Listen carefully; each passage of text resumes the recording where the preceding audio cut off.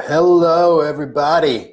And I love saying that when I first sign on because there's nobody here yet. So if you're watching the replay, please say hi.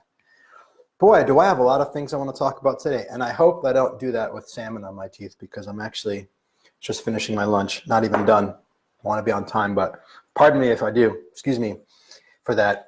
But speaking of which, I just cooked this dinner. It doesn't look as nice now as, well, last night I cooked this dinner. It was part of my year of cooking meal number 7. And I'm pretty proud of myself.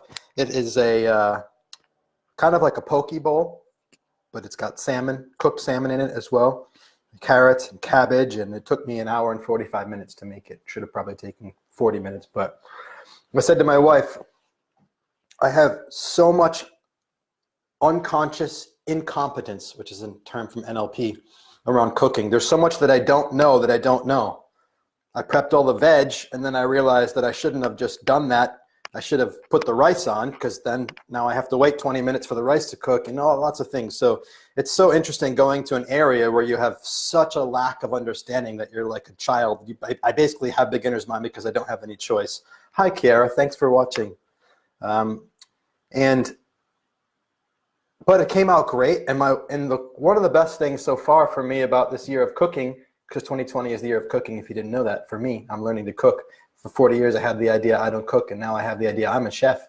Not necessarily a good one yet, but I'm on my way. But the best thing about it is how much my wife loves it. I mean, I've always known that she would love it if I cook for her, but it's crazy. If you love somebody in the way they want to be loved, it's just so much more rewarding. For years, I've been giving my wife love in the way that I like it. If you don't know the love languages, the 5 love languages, it's a great little online quiz. You can Google it and find it. It's been so useful in my marriage. But basically, there's 5 different ways that we like to be loved, and we tend to give love in the way that we want to receive it. So for me, my primary ways are physical touch and words of affirmations. Say great things about me, touch me, I feel loved.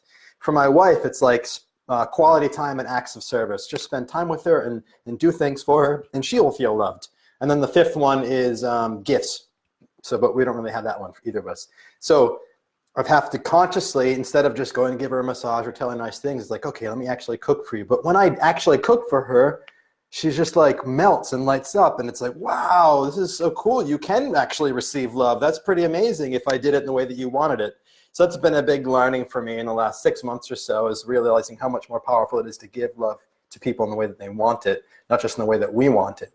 But anyway, I'm learning a lot cooking. I'm growing. I'm finding my edge. There are so many. I am so easily triggered in the kitchen. It's this fear of getting it wrong. The whole context is the fear of getting it wrong. There's recipes. You can't waste food, blah, blah, blah. All these rules that I had from growing up, I didn't realize I had, that I'm meeting and coming into consciousness with because I'm actually in the context and I'm actually facing my fears. I know it might sound silly to some of you, but for 40 years believing I don't cook, and now being in the kitchen, identifying as a chef, it's like, boom, confront, confront, confront, confront. Put the plate down for my wife, and it's like I can feel it in my belly. Oh my God, what is she going to think? What is she going to say? So she's been very gracious. I don't know what she really thinks, but she's at least been telling me that it's been delicious.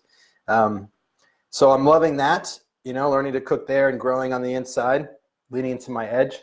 What else am I up to? And I've got so many things I want to share just about what I'm working on, both in myself and in my business. So, hey, Aubrey, great to see you here. This book is blowing my mind, The Pathwork of Self-Transformation. My mentor, Steve, shared this with me. And I'm on my 2nd reading now. And it's you can see I'm underlining basically everything.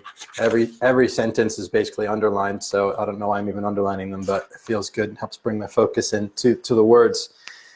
I'm reading it as slow as I possibly can because the kind of book that it's so deep that it can really have an impact if you stay with it, but it's also so easy to access and so well articulated, you just want to keep going.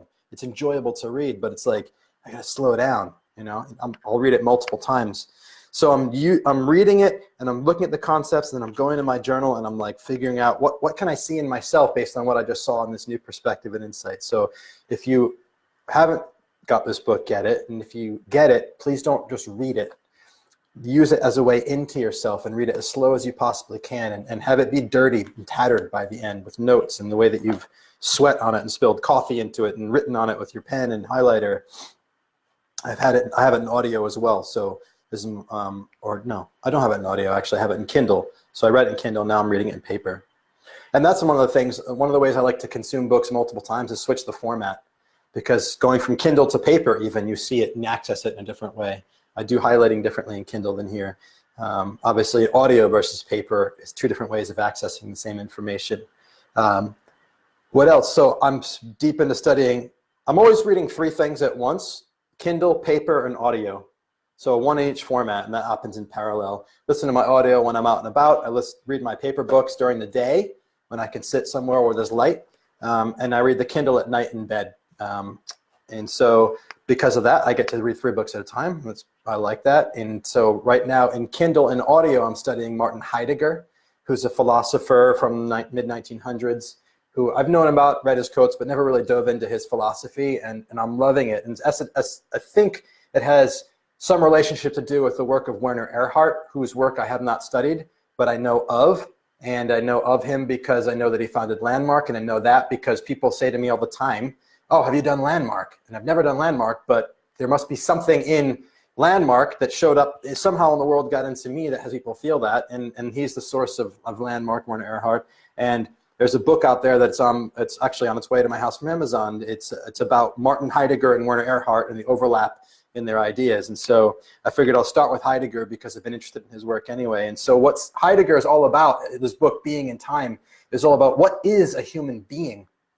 And I'm just loving the exploration. I won't go deep into it now, but I'm loving what it's bringing to light for me around everything that I already think, but I'm looking at it differently. Like the simplest thing that's blown my mind so far is a human being is the expression of a possibility. And I talk about this with my clients in Creator Circle. We create who we are, because when we see ourselves that way, we create the possibility that we can take action from that place.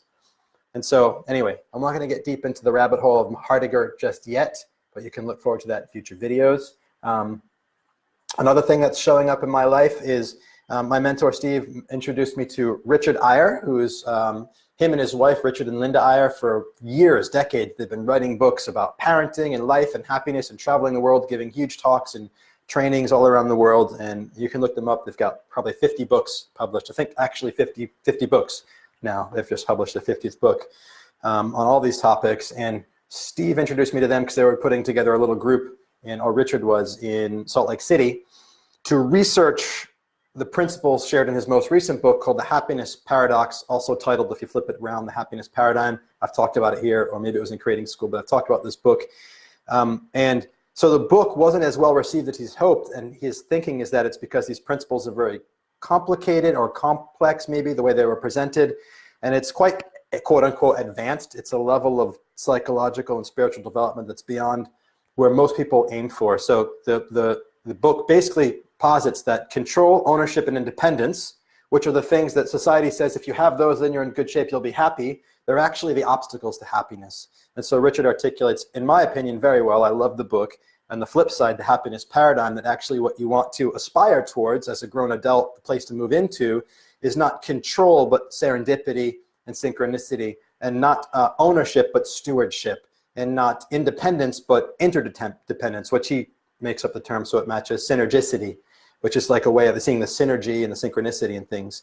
And so intellectually, I get it. I've really loved seeing the world through the eyes of synergy and union and interdependence.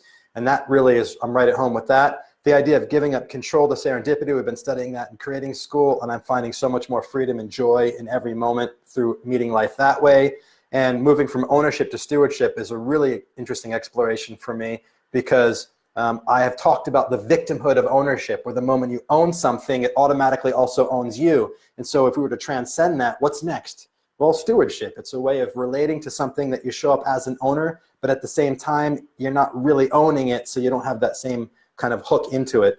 And so anyway, that's a long way of saying that Richard reached out to me and a few others asking if we'd like to get together once a month to do a small study and research group in Salt Lake City, and I was a very emphatic yes, so I've already booked my flight, so I'll be going out there once a month to sit with him and a few others so that we can actually dive really deep into these principles and see how can we bring these more into our own lives. More like being guided by Richard, so that we can create more stories and experiences of what it's like to move from control, ownership, and independence into serendipity, stewardship, and synergicity.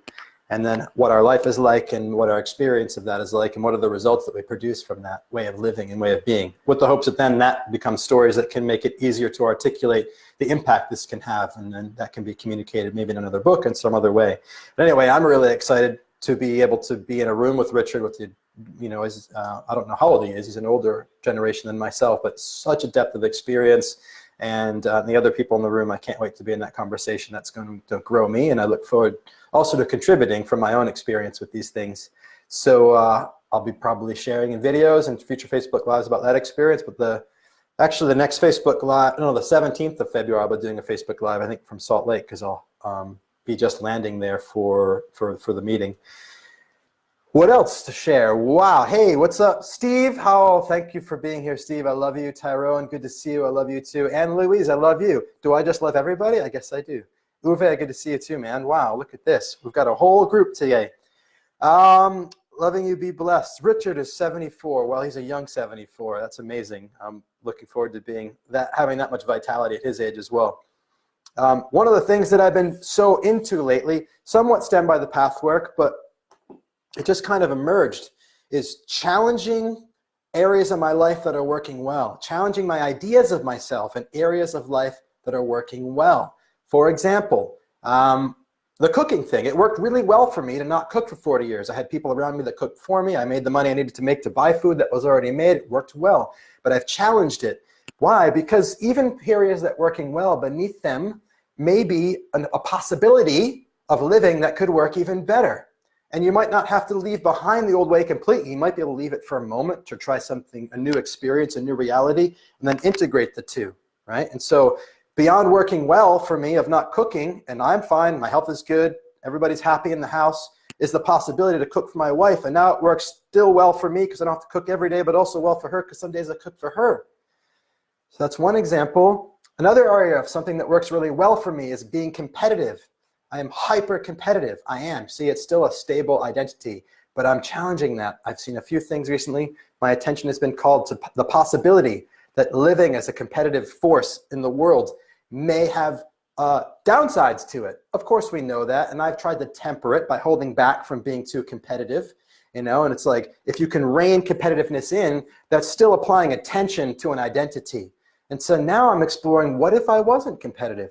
What if I didn't even identify as a competitive person? The first place I pulled back is I went from the declaration of I am the happiest guy I know, which is something that I actually feel and true, and I've always said it was a description, and I saw how it was a creation through my work with my mentor, Steve, and I've continued to speak it and declare it, but I've just softened a bit, and just like, I'm just gonna have it be about me. I am happiness incarnate. I am smiling, I am playful, I am carefree, I'm lighthearted. It still has the essence of it, but I'm not referencing about being better than anymore.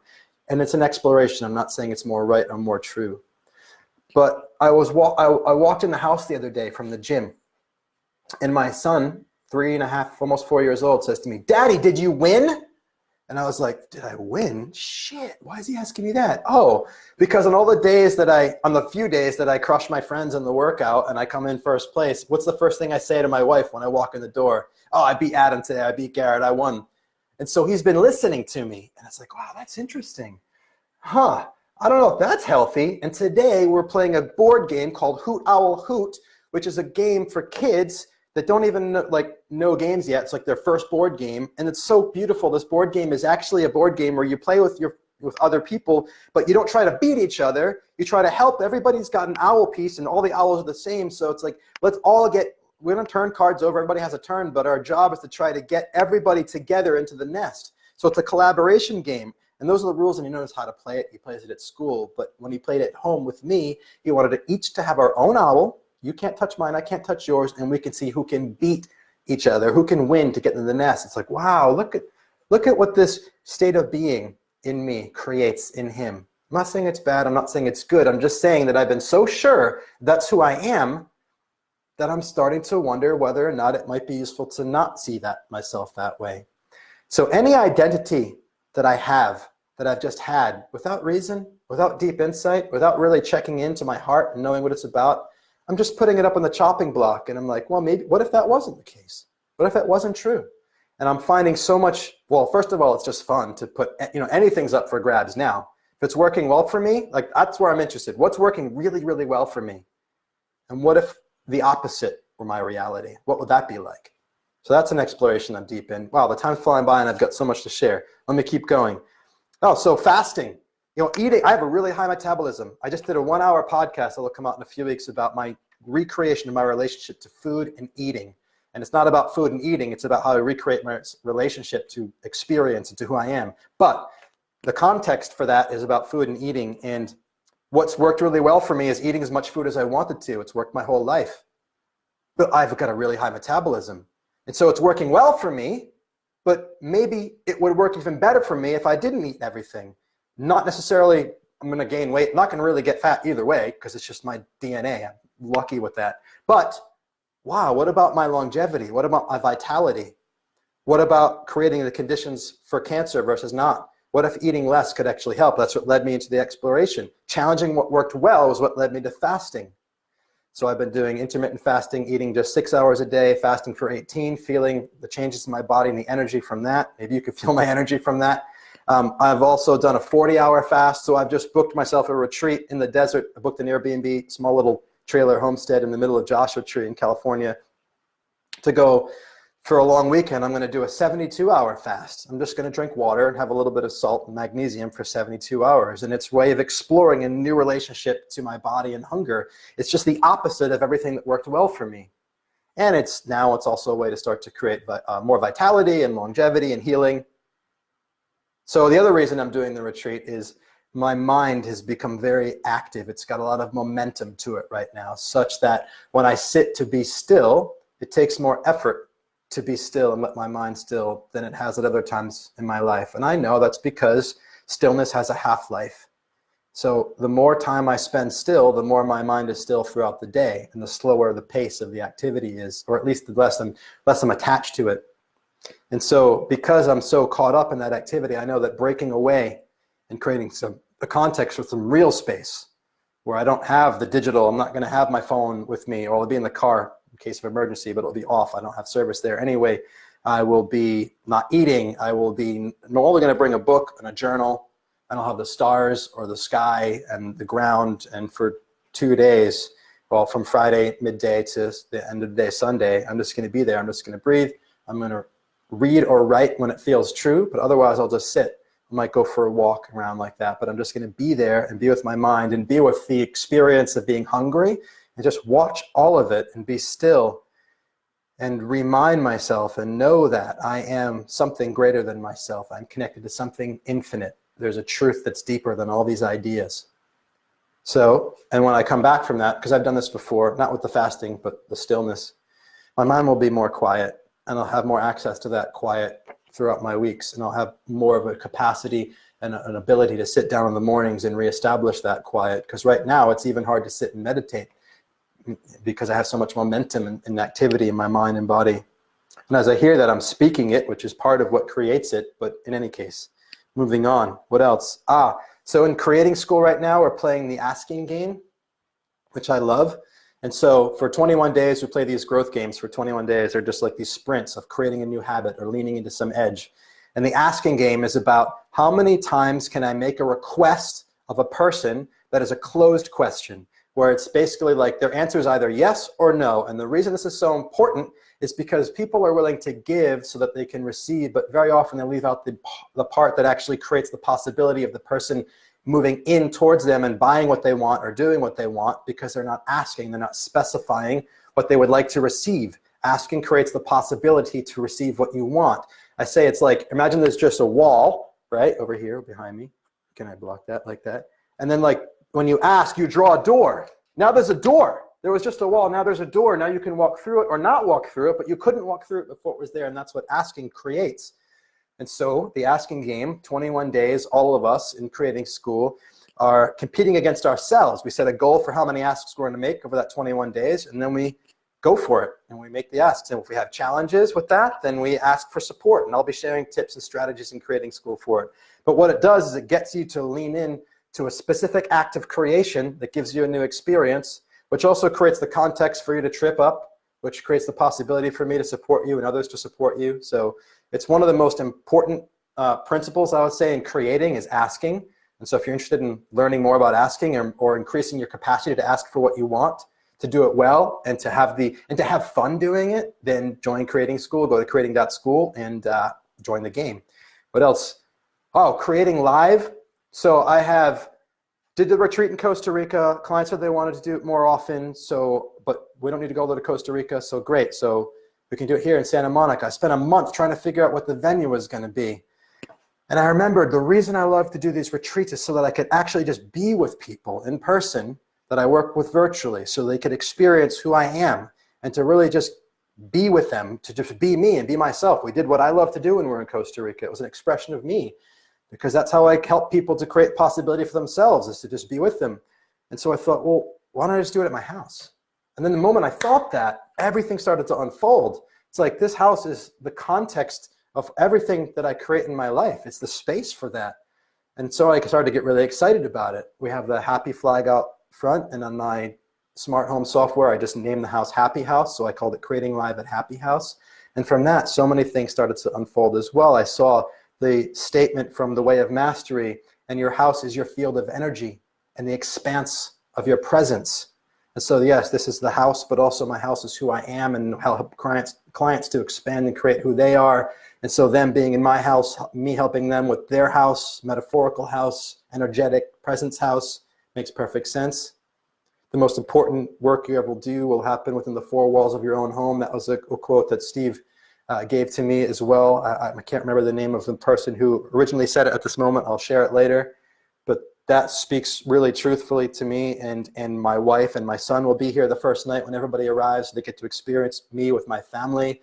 Who I am in my life is the gift of my work, and so it just feels beautiful. I'm so excited about it. And so if you'd like to be at Creating Live, it's for past, present, and future clients. If that's a possibility for you, let me know and I'll send you a personal invitation. I don't have a public page for that, but I will share the details with you.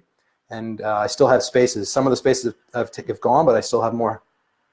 And the other thing is Creator Circle's about to begin again in a few weeks. That is the deepest work that I do with my private coaching. I do it in a small group setting for a year. And I'm in conversation with people that actually changes who they are. They actually are different people by the end. That's not just my pitch, it's actually what they tell me. And so they tell me, and now I'm telling you. And so if you're interested in having a close dialogue with me over the course of a year, let me know and we can talk about Creator Circle. What's coming up this week? Well, I'm so excited about how organized Kiara and I are getting. Kiara's my amazing business manager, assistant, best friend in the world. And we get to talk every Monday for 2 hours. It's the best couple of hours of my week.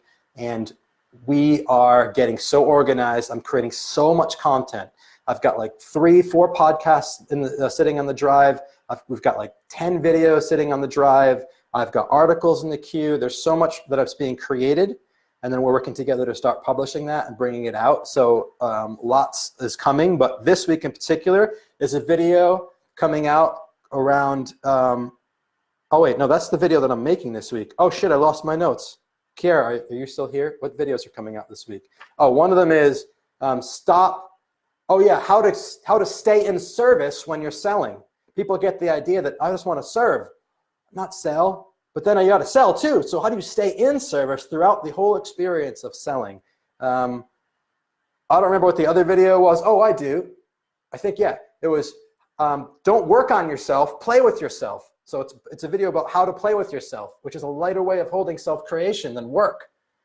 It's one of joy, and I hope that you experience my relationship to it as that, but I want to make it explicit so that you can actually start to experience your own self-creation that way, and you can look forward to it and enjoy it. So check that video out that's coming out this week, and an article that's coming out this week that I've started writing and need to finish, and this, again, through Steve. So glad you're here. It's very serendipitous. We had a conversation around my sense that there was something off in when I told people I missed them.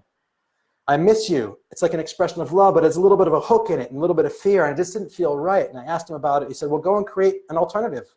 And so I did that. I spent time really contemplating, what is it actually occurring? What is it that I really want to say when I say that I'm missing?